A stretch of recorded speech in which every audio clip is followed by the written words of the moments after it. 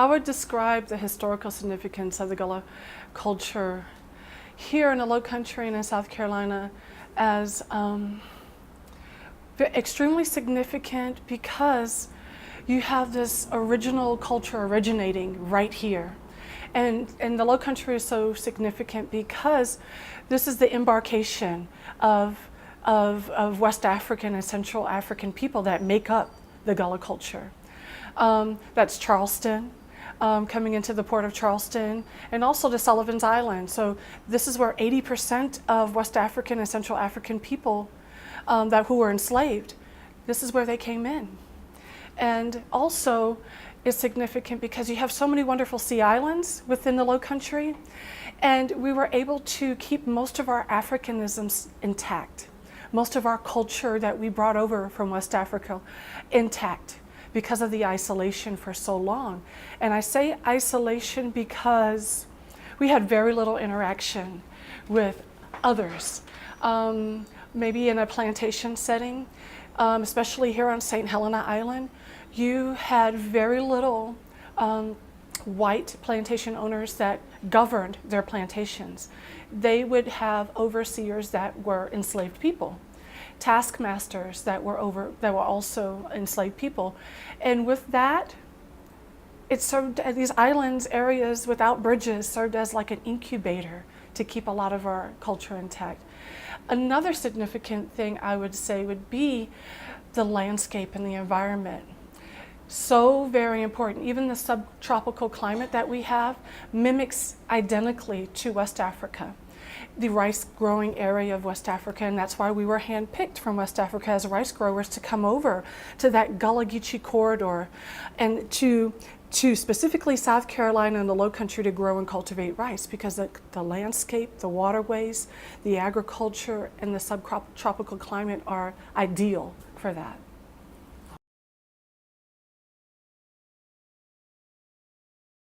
The Gullah people have a significant relationship to the land, the sea, and the marsh. They're sacred. They're sacred. The land is so sacred. I mean, that's another cultural thing that we brought over from West Africa with some of the Western tribal religions and supernatural beliefs that the ground has power and you have to make sure it stays fertile to be able to produce and to bear those fruits, and also because of during the time period when we were able to purchase land, being the first to be able to purchase land in the mid to late 1860s, and some people still having their land from that time period. Our family still has our land from the late 1860s when we were allowed to buy it. The federal government gave us that permission. So you hear about heiress property and many Gullah people living in a family communal compound. And that land is where we can grow and work. We work that land to be able to get our crops, to be able to raise our family. It's just sacred. That's all I can really say. The water is also very important. It also has a sacred sense because we're living off of the water.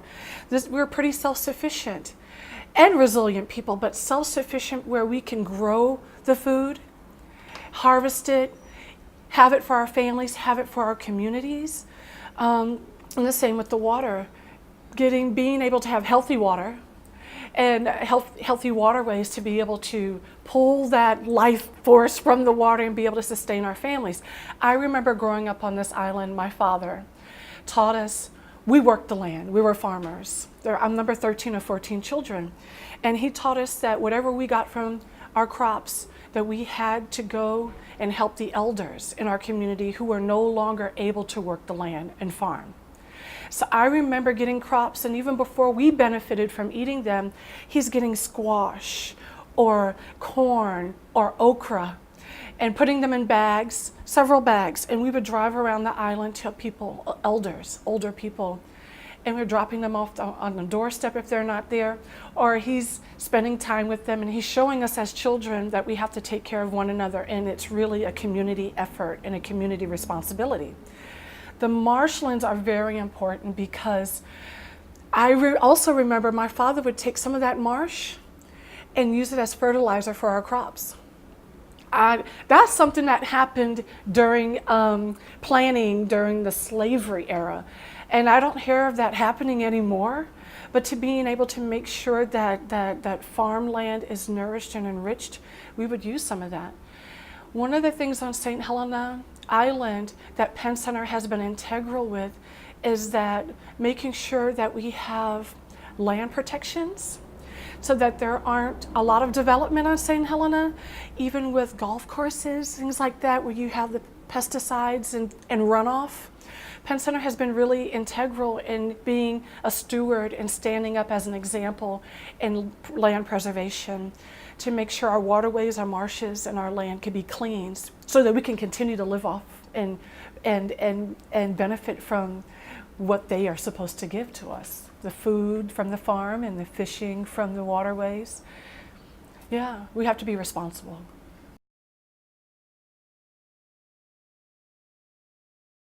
Gullah people here in the Low Country in South Carolina, as well as myself, I'm Gullah, we have a major concern about climate change and the effects of with development, things like that, all of those things that affect climate change and how it impacts the Gullah way of life. And it happens. We see not just with the king tides and the spring tides, those ones that are truly enormous, but we're seeing with just with the rain bombs that come, or just an average rain, that it's really causing some of the farmland to, I've seen cornfields that have been flooded. I've seen other crops as well, and sugarcane last November destroyed because of, not just because of the hurricane, but because of just abundance of rain. We're seeing our streets, the roadway that you came in to come onto Penn Center's campus, you would not be able to see it during a high tide, which happens several times, twice a day. So during a high tide, and if we're getting a nice storm throughout the day, that water is coming up to a point where you may not be able to see the road. There are many roads that become impassable. And then also the waterways, the runoff is affecting we have to close our oyster beds sometimes. Gullah people call it asta. So we have to close our asta beds sometimes, and because of contamination of the runoff. Our fishermen are also affected by this because of the oysters, because of the closing of certain rivers and creeks in this area. It's a huge impact because this is a Gullah way of life. Many Gullah people are still farming. They're still seeing the importance of having to work the land and living off the water. This is how we are able to sustain our life force here, even though we have been truly resilient people. Just through our time here in America, we've shown to be truly resilient, but I'm concerned. There's a level of concern in our community about how much further how much worse, how worse can it get? We look at some of the climate change effects within 20 years and 50 years, 100 years, and we're not here. And we had a wonderful climate change forum. The South Carolina Aquarium came in last year, and they were educating our community about imminent danger that's coming. And it was really, truly an eye-opening experience. Even with our cultural ways, our traditional ways, the sweetgrass baskets that a lot of families sow, and they're passing this tradition on from generation to generation, we're finding that the sweetgrass, the bulrush are becoming scarce to find. Also, the Gullah battos that we make, the flat-bottom boats, and some of the streams and creeks can be drying up as well when you have a dry spell, and then you have either flooding. And sometimes you may have a perfect condition where you can take your batto out and navigate those very low rivers and streams in our area. The climate is very important to us. It's extremely important to the Gullah way of life.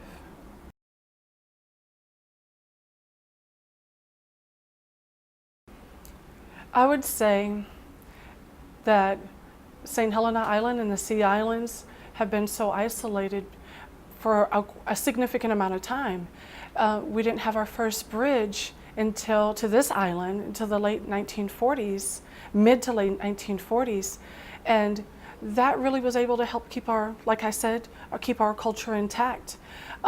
We know each other. We know each other's families. We know what church you go to. We know what you're farming. If you're farming some okra this time period or some sugar cane, if you're doing tomatoes or watermelon, some sweet potatoes, some yams, we know one another. I would say some people may feel that it's difficult to approach a Gullah community. I don't feel that way. I feel that Gullah people have always embodied such a wonderful spirit and have been welcoming.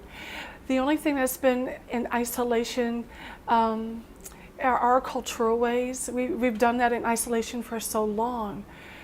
I remember growing up in the 1970s, and I didn't see as many whites on the island. We were about close to 80% African American on the island, and our interaction was maybe with a few passerbyers going to Hunting Island or some Peace Corps volunteers that would come and stay at Penn Center, and that would be about it. Now more and more and more we're starting to see more people loving this area, the beauty of the waterways and the beauty of the people and the culture, and being attracted. And they're received with open arms. I'm not exactly sure why someone may feel that it's hard to know the Gullah culture and the people well.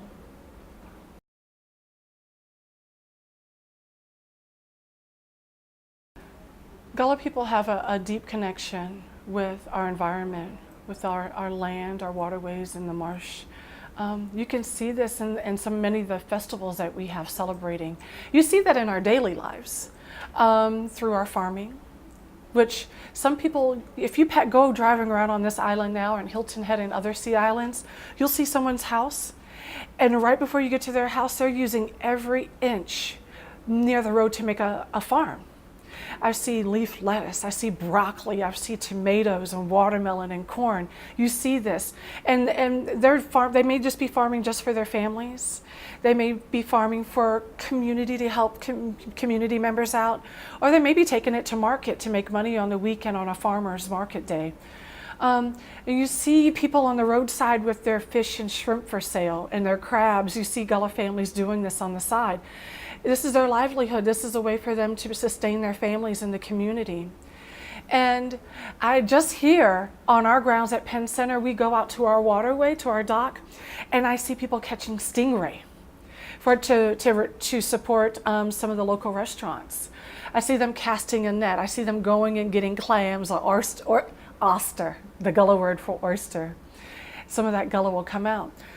And at our festivals, you'll see this. So at the Heritage Day Celebration Festival, which celebrates our Gullah Geeche culture and our roots, you'll see local farmers set up with their sugar cane and their sweet potatoes. And you'll see all of this. We'll have about 20 farmers, local farmers in our region with those set up. It's really important for us to incorporate them, to help give them business, to support them, and to educate people that people are still farming. It's still a way of life, a way of Gullah life. And also, the Heritage Day celebration used to be called Harvest Day celebration. That's how it was founded. And it was totally surrounded around the harvesting of crops, major crops in this area. And then it evolved into the word heritage. But I still love the word harvest because it really is true to the heart of the Gullah people, that harvest time is extremely important. Planting time is important. Even the seasonal times to do fishing and shrimping and crabbing and getting the oysters. Those cycles that we have to abide by, those natural cycles are very important. But you do see that play out in our festivals that we have, like the Gullah Festival, the Hilton Head Island celebration. It's people talk about, and their storytelling. how they remember Grammy and Papa and them being in the fields. Every storyteller, Gullah storyteller that I've ever heard talk, they're talking about being in the field, working the land, how important it is to keep those rows straight, extremely straight, and how beautiful it was to see them immaculately straight. And then also when you're getting the ground ready to plant the crops, and how my father would have a plow, a hand plow with his mules in front, and sitting in an area where you can see the earth turn up, and you can smell the earth and smell the dirt and just see it unfold. And it's a beautiful thing. And you take it in, it's just, it's nature. It's nature, and it's our way of life that it has to continue.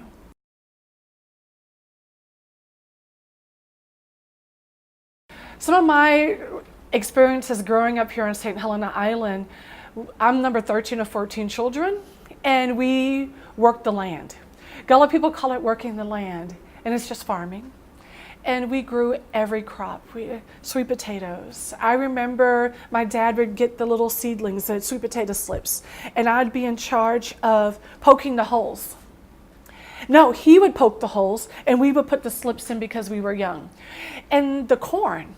I remember doing the corn seeds, and he would teach me how many seeds would have to go on one hole for them to germinate and be able to make a seedling and grow and grow and grow. And it was just so remarkable to be a part of the whole family being a part of it. My mother, everybody. You wanted to eat, you had to work in the farm. You had to be in the field.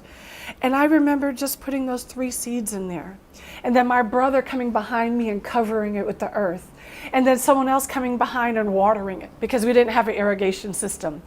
And then seeing it grow from a seedling here, and then being a tall corn stalk, and then seeing the corn, and then going out to harvest the corn. There's nothing like that. And then being able to eat it. Sometimes we would eat it straight from the field. Sometimes they would dry, and we would use that for our horses and our cattle to feed them. Wonderful experience. Sugar cane, leaf lettuce, broccoli, peanuts, eggplant, everything. And then we also had pear trees and pecan trees and blackberry bushes. When I was growing up with my siblings, we would eat breakfast, but then for lunch we would be out all day long on adventures in nature, and we could eat from nature. We could go get a tomato from the field because there wasn't pesticides on it. We could go and pick some blackberries, or go climb the pear tree and get the best pear from the top of the tree. And then we'd come home for dinner, but we lived off the land, just, taking it all in. It was beautiful.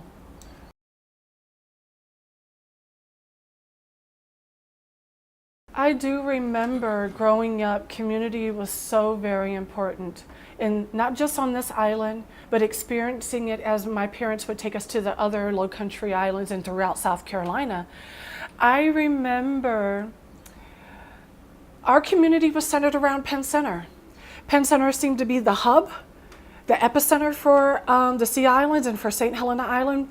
Community gatherings happened either here at the Green, the Martin Luther King Park, and the Islanders call it the Green. And we would have May Day celebrations there. We would have Labor Day celebrations there. We would have the Christmas tree lighting.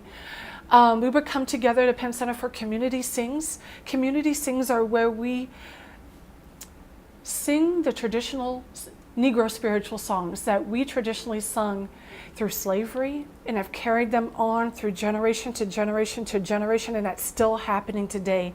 We still come together as a community and preserve those songs, and the songs are being sung the same way they used to, whether that's songs about working the land, spiritual songs, of course.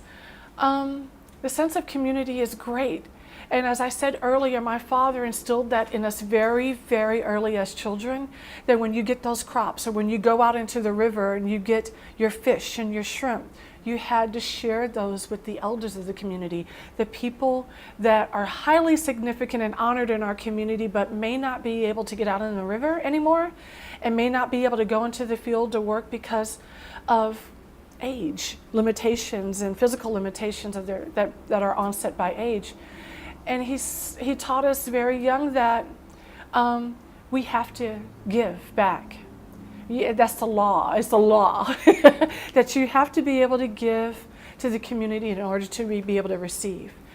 And I found that it's not just with my father. When I talk to other community members, it's the same story. We were in the field, we were in the water, and we had to go take these things to different community members. Sarah Reynolds Green, she's an organic farmer here in the Sea Islands, and she says the very exact same thing, that her parents instilled a very strong rule and law in their family that whatever you get from the ground in the water, you have to share it. That still continues today.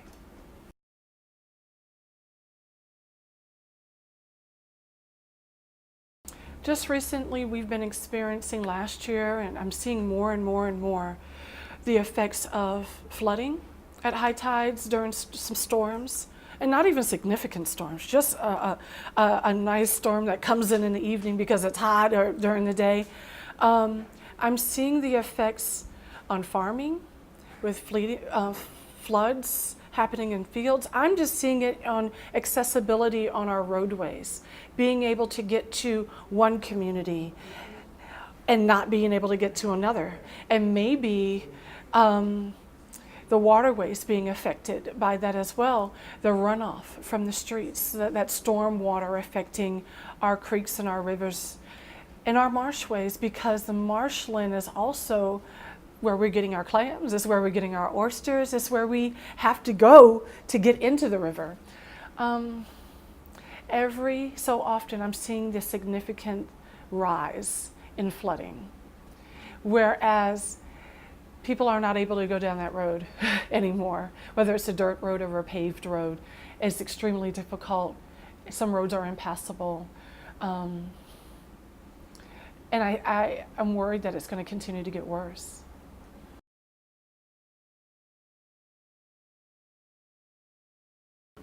With the effects of climate change and the flooding, and us being planted here in this wonderful corridor in this Gullah community, can the Gullah culture and people can it be portable in other areas? I'm afraid that it may not be, because it's such a strong connection, sacred connection to the land, and which has been passed on from generation to generation. I really feel some of the elders are so connected to a point that a connection could be lost. I remember growing up on our farm and hurricane warning is coming in, and being asked to go to our elementary school for shelter. We never left our land. We had to let our horses and our cows go free. We had to do certain things to the house to just secure it, but we didn't leave it. Even though there was the threat of danger coming, we didn't leave, and a lot of elders wouldn't leave, and still today there are people that don't leave because of that strong sense of place. It's so strong that I would worry that you can't, like the sweetgrass that grows here and the bulrush that grows in specific areas along our coastal land, just beyond the marsh. It'd be wonderful if we could, take that somewhere else, but will it survive? Will it be able to be flourishing like it was in a native area? I don't know. Will there be a need for a cast net if you're inland? Will there be a need for a battow, a Gullah boat, a battow? Will there be a need to be able to preserve that song that originated here in the Sea Islands, Michael rowed the boat ashore? It originated here. Will you need that anymore? Will you need to preserve that? Will you be able to remember that song? I don't know. I don't know if it's portable, if our culture can be portable. My heart says maybe not.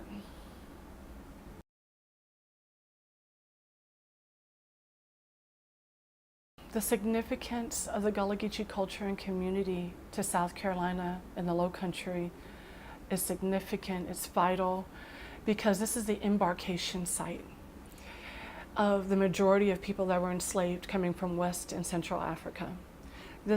Even like the Charleston wharf, Gadsden's wharf, people coming into that location, and then being sent to different plantations throughout South Carolina, and here in the Low Country especially. This is the place where we were brought in. West Africans and Gullah people were brought in because of our knowledge of growing, cultivating, and harvesting rice in West Africa. That area in West Africa where we grew rice, the Windward Coast, the Rice Coast, Sierra Leone, Ghana, Angola, we were handpicked from these areas to specifically come to the Low Country of South Carolina, to come to the Gullah Geeche corridor in South Carolina, because this area mimics exactly the environment, the subtropical climate, the waterways and the landscape, the agricultural, exactly like West Africa. So what better place to grow and cultivate rice? We're rice growers, we're rice eaters. This is what makes us Gullah. But even more so, our language is original language that was founded here. The materials that we have to get to be able to make the coiled sweetgrass baskets are very similar to the materials that we had to get in West Africa to make the sweetgrass baskets there. The sweetgrass, the bulrush, and the palmetto. Very, almost exact. The people here are amazing. We are survivors. We are self-sufficient, truly self-sufficient, and because of the isolation in these areas, that's what made us self-sufficient. The Sea Islands and the Low Country in South Carolina, all these areas before there were bridges, we had to be self-sufficient, especially after slavery. Being able to keep that culture intact has been a huge task. Being able to keep your foodways, the way you farm, the way you live off of the water, the way your language, the way you speak, all of that is only because of the isolation of the Sea Islands in the beginning. Only because of the isolation in the beginning that we were able to keep that intact, and now being able to continue it generation after generation.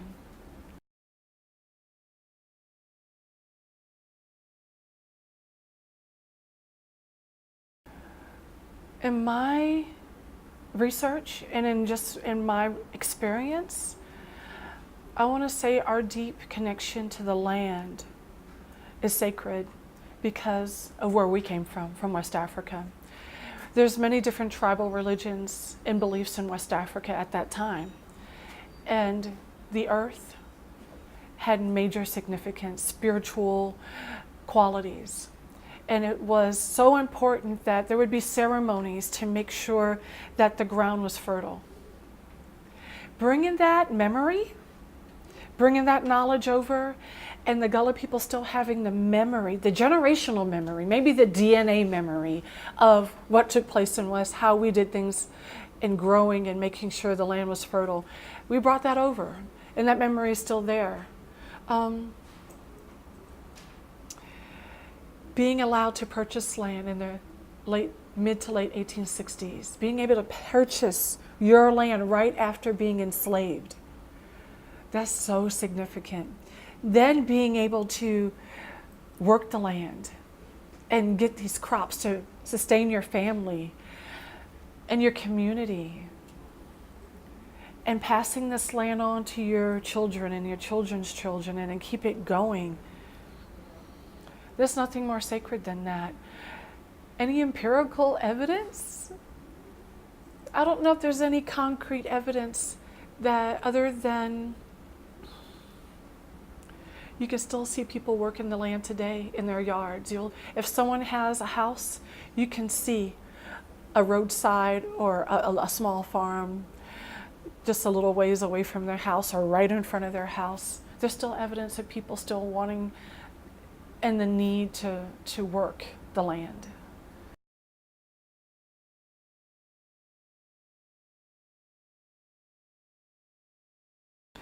We're so very fortunate to be able to have this wonderful Reconstruction era National Monument designation, and being a partner with the National Park Service and having them help preserve this wonderful history with land added to that. And then we also have open land trusts that Penn Center works with in educating people about the significance of preserving land and educating people about changes in our environment. How do we keep that? How do we ensure that that's going to continue for 50 or 100 years? I don't know if we can. It's climate change is inevitable. It's going to happen. It's happening now. And what do we save? Who do we save? Do we save these wonderful national monuments? Do we save the culture? Do we save the people? That's a very difficult choice to make. But I really think and feel that the Gullah people definitely need to have a say in the matter. They need to have a voice. They need to be asked. And we do see some of these questions being asked of the community, and the community giving input with many climate change forums that are happening throughout the state of South Carolina along the coast. Penn Center was able to host one last year in 2016. And we had a huge attendance and a lot of questions and a lot of concerns. But as long as we keep communicating with the people in the community, you're going to hear what they want and then hear what they need, and that's definitely where you need to start.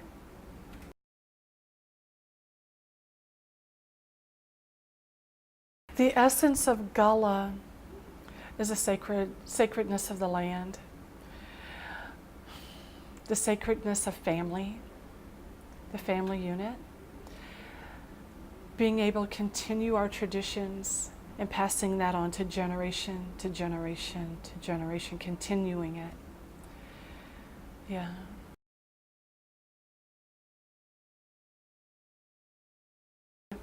Growing up here in the low country of South Carolina as a Gullah girl, I was immersed in Gullah culture.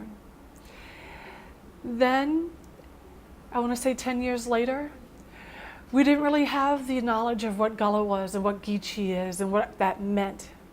Now we're educating ourselves more and more. But as that little Gullah girl, speaking Gullah, very fluent Gullah, there was a sense of embarrassment when I would open my mouth and speak and talk. People would laugh at me. So I'm fearful that there'll be a loss of our tradition, our language, our ways of life with continued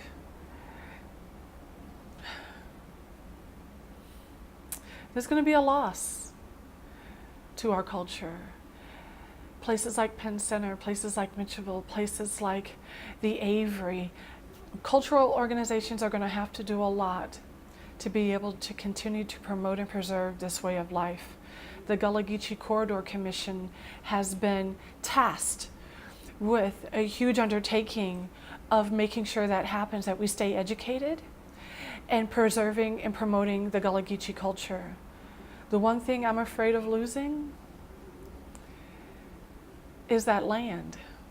That land is the foundation of everything. That land is our foundation. I'm worried about losing the land.